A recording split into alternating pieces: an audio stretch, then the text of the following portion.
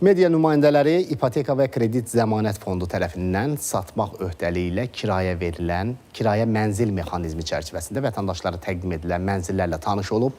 Binəqədi rayonu Cəfər Xəndan küçəsində yerləşən yaşayış kompleksinə mediaturda vətəndaşların ixtiyarına verilən yeni yaşayış sahələri, mənzil sahibi olmağın prosedurları barədə ətraflı məlumat verilib.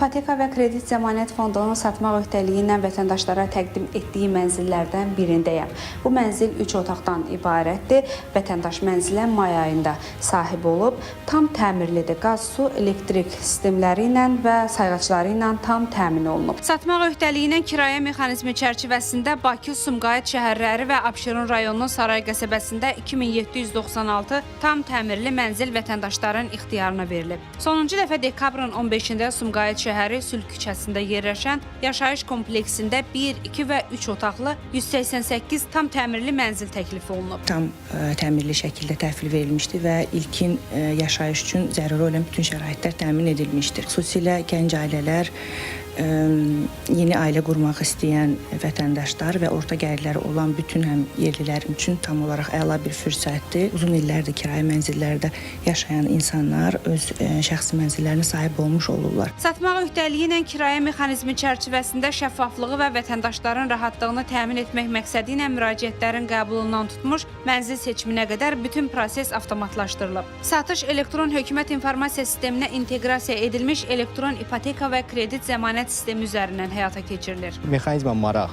çox böyükdür. Bu, həm vətəndaşların müraciətlərin sayında, həmçinin müqavilələrin sayında da görmək mümkündür.